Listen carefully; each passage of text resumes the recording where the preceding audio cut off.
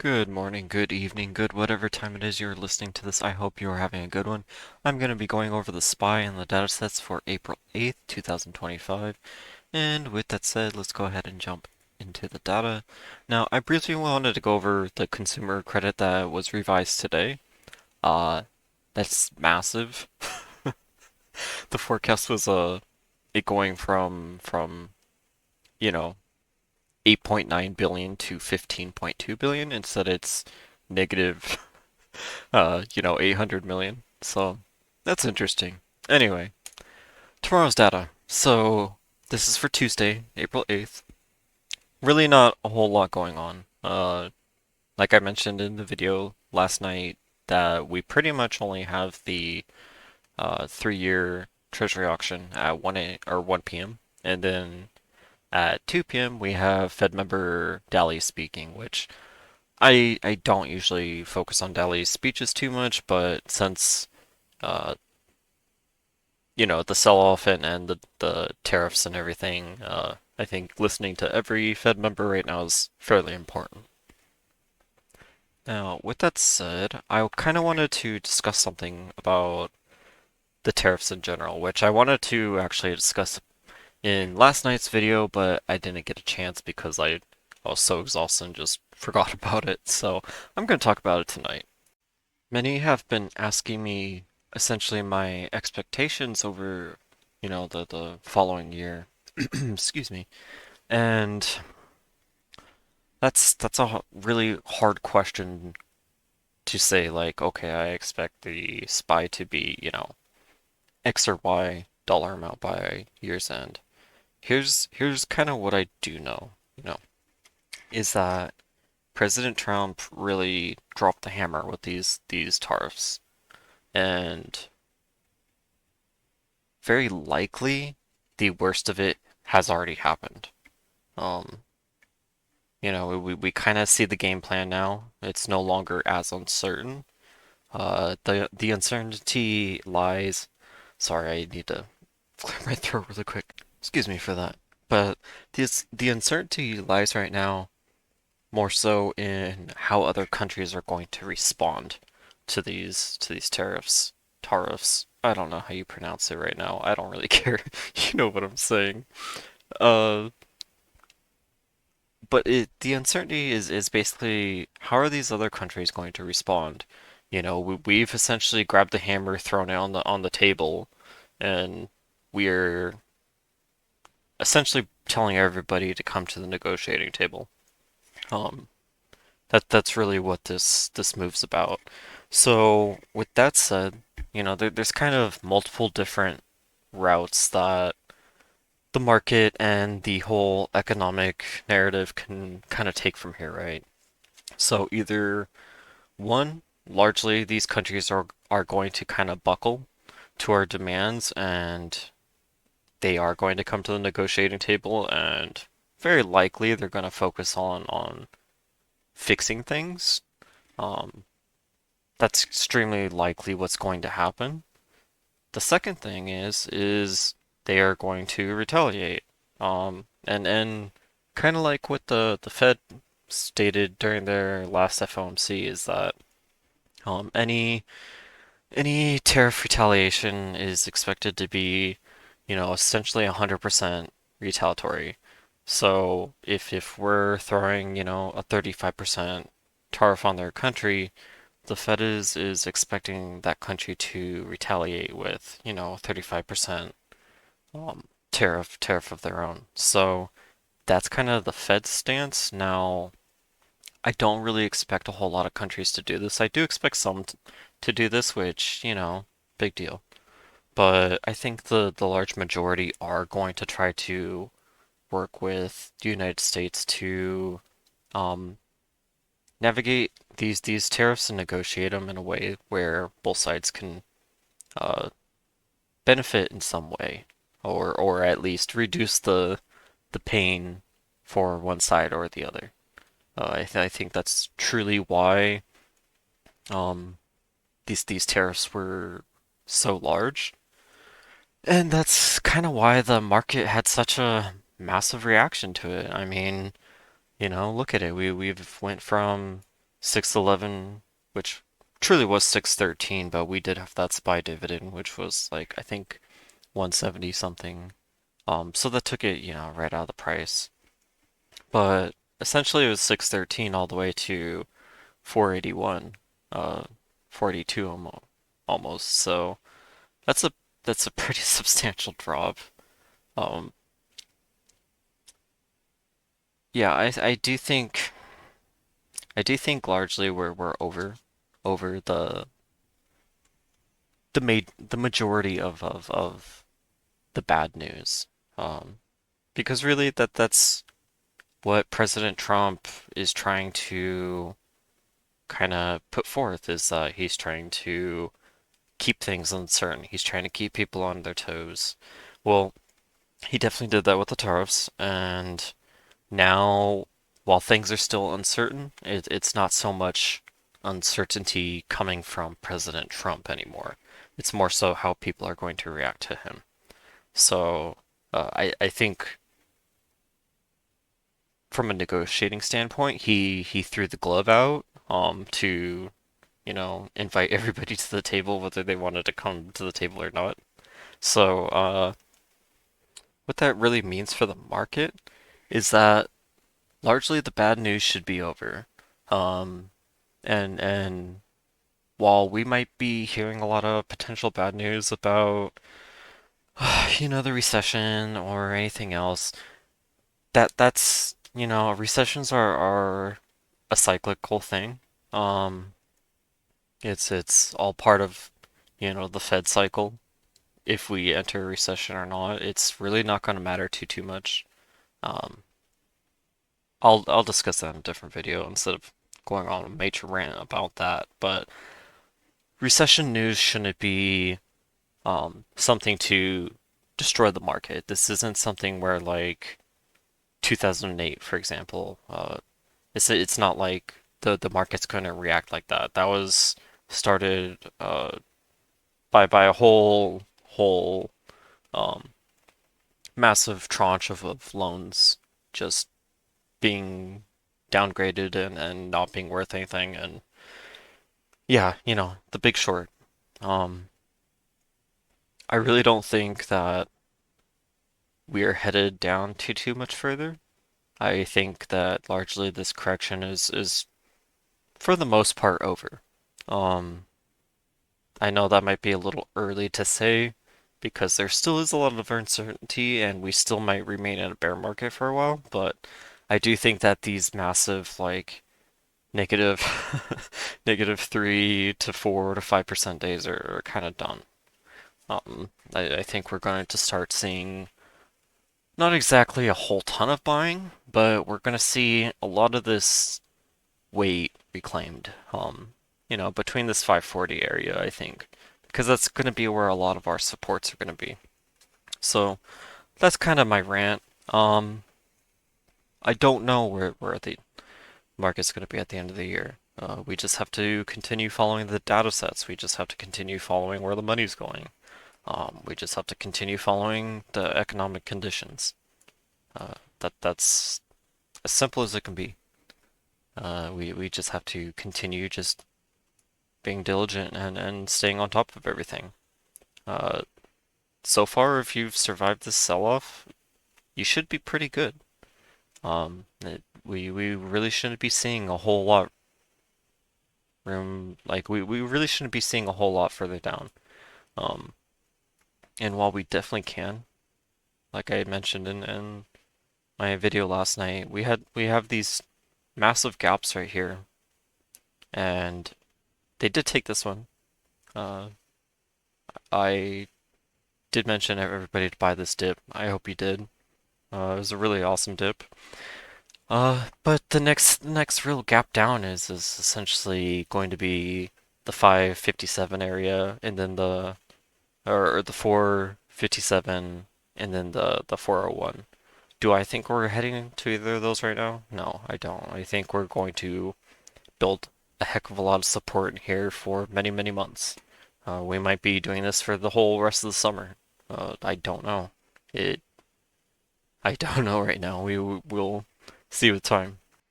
Just a quick reminder before we get into the technical analysis. If you've been finding value in my insights, consider joining my Patreon. For just $12.99 a month, you'll get access to my trades, courses, and powerful tools to help you grow as a trader. I'd love to have you be a part of our team and community. And it's less than 43 cents a day.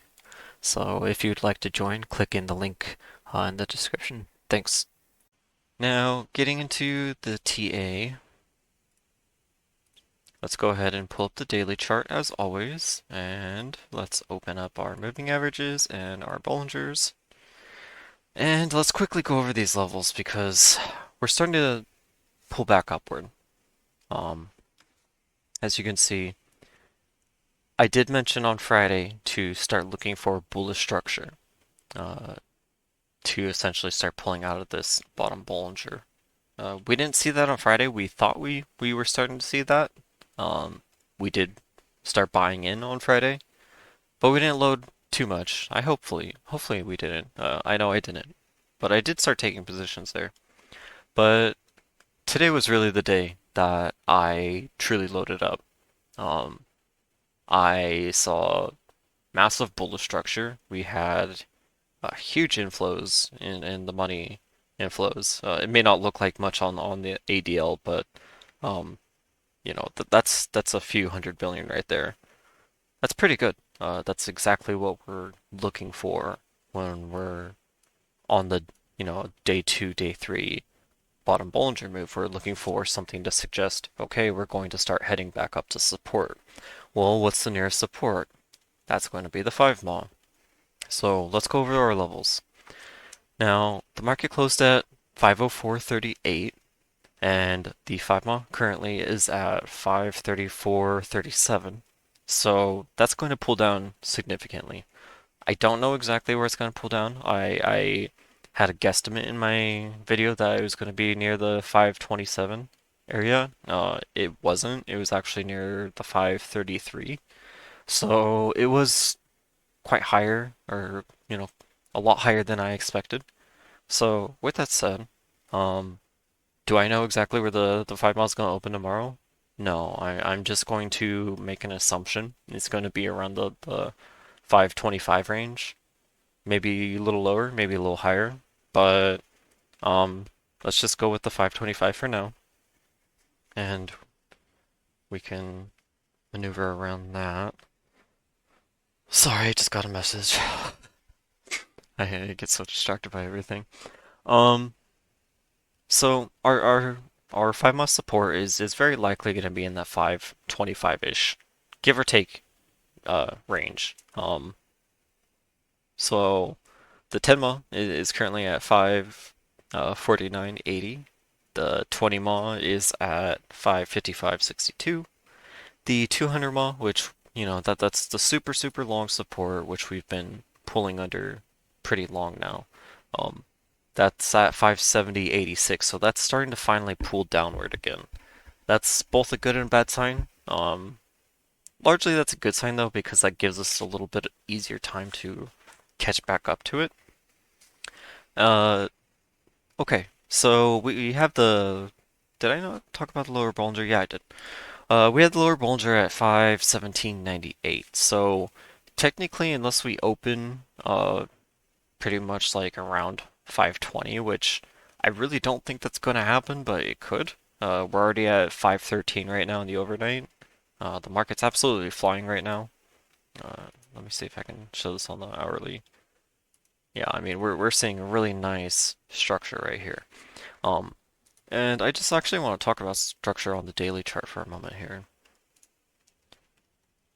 So we had this very large inverse cup, and largely this is a bearish structure.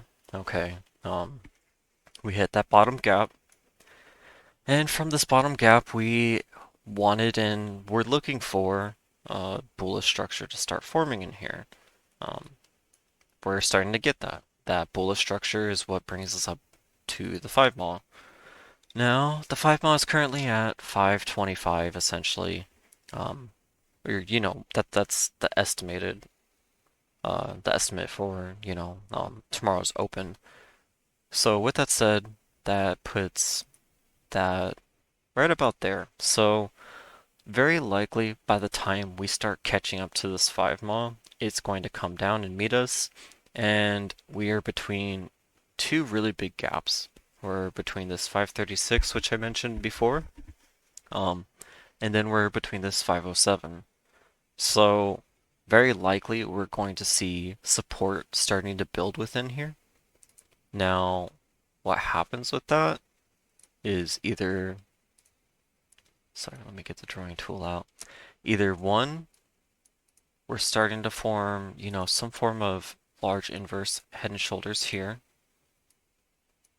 And we're essentially going to see this whole gap reclaimed all the way to this 540 area. Or we are going to start seeing that structure forming in this area like I mentioned. And, if we're going to continue heading down, what I'm looking for is some sort of, bear structure like a head and shoulders or potentially an inverse cup. So something forming in here downward like that. We want to see some sort of structure in this area to tell us if we're going to pull up out of it or, break back down and continue heading downward. The large structure is telling us that, this is going to build some sort of structure to ultimately head down. Um, we're in a large selling channel right now, so we essentially have this entire range to build uh, the handle on this inverse cup. But this also gives us a lot of area to also build bullish structure. So, for example, say that inverse head and shoulders does play out like I mentioned. That takes us all the way up to there. Then that's going to give us a breakout, back up to there. And then if we get another move down, very likely something like that. And then, form the breakout up to there. And then, if you're looking at that closely, that forms a cup, with a bullish cup. Um, Let me delete these two because they're not deleting. Which, in the grand scheme of things, that's going to look something like that. Do I know if this is going to play out yet? No, not yet. This is going to take months to build. But we're in a good area to start looking at longs. Uh, like I mentioned today, and in my video yesterday, that leap positions in this area are extremely, extremely, extremely good. We may not see this area for the whole rest of the year, potentially. I don't know.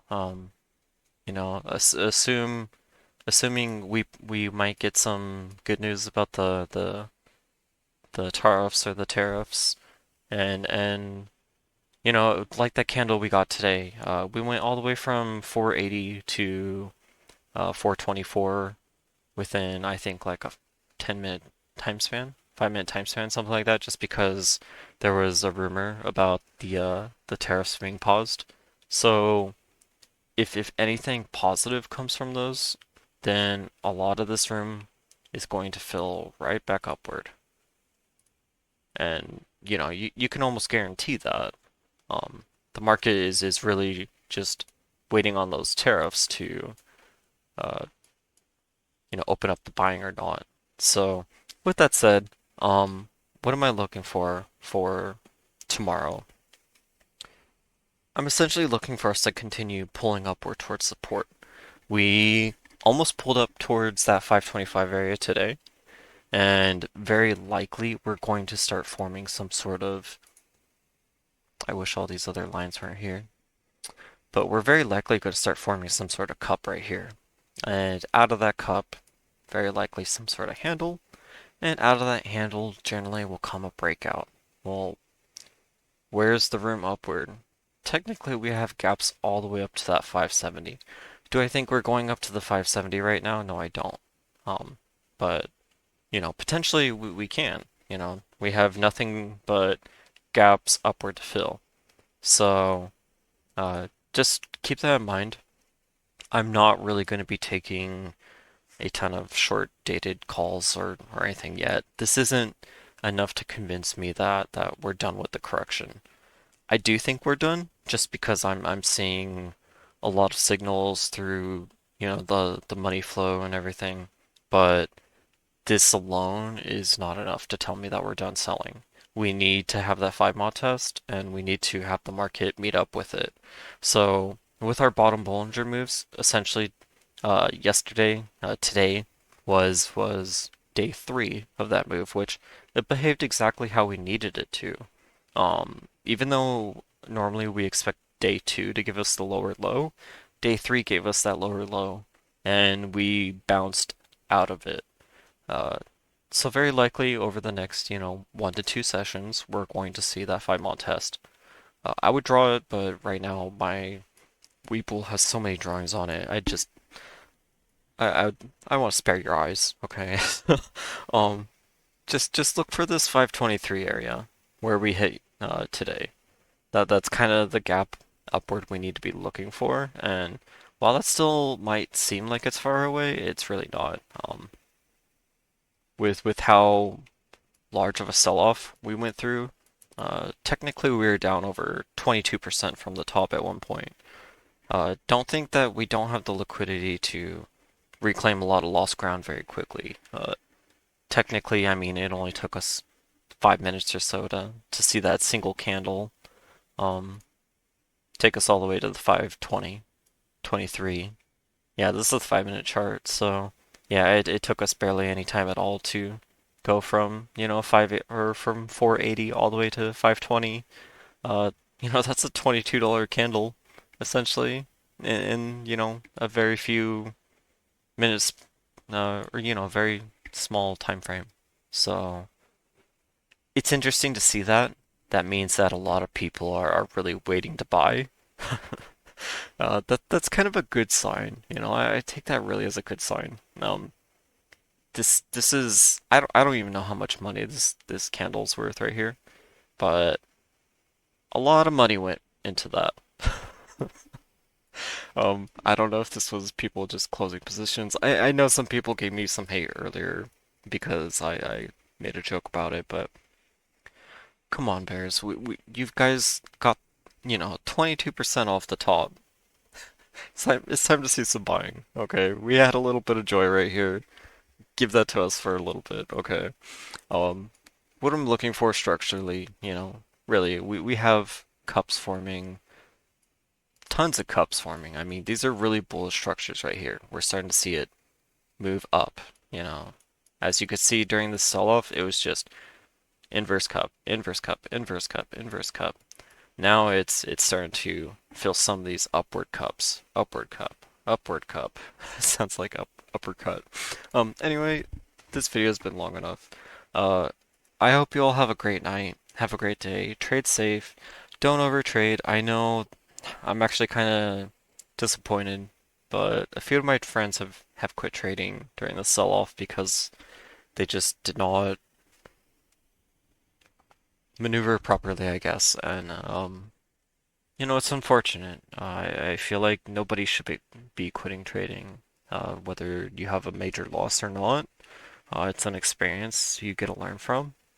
So I hope you don't get discouraged if you're in a bad spot right now. Uh, just understand that trading is going to last your whole life. We're going to be in the market until the day we die. So just keep that in mind. You don't have to rush things. You don't have to, be making thousands of dollars a day. Uh, there's nothing that you need to validate for yourself or have anyone else validate for you, essentially. Um, Trading is a life skill, it's a life journey. You are going to be doing it forever, whether you're 20 years old right now or 40 or 60 or 70, doesn't matter. Um, you're always going to be having some sort of assets in the economy, very likely, and learning how to maneuver them and learning how to look at the market and just everything is a very important skill. Um, so I hope these type of events don't discourage you. Uh, there's a lot to learn from it, from both a successful point of view and a failing point of view. And I've definitely been in the failing point of view before. I almost quit trading myself a few years ago because I was just struggling. I was struggling, until things finally clicked. So, yeah, hopefully that offers you a little bit of encouragement. Um, hope you have a good night. Trade safe tomorrow. Don't overtrade. It's really what it comes down to. Don't overtrade. Just take it slow, take it relaxed. You don't need to be selling off your portfolio. You don't need to be loading up options. Just take it easy and take it slow. So, yeah. Have a good day, and I will talk to you in the next one.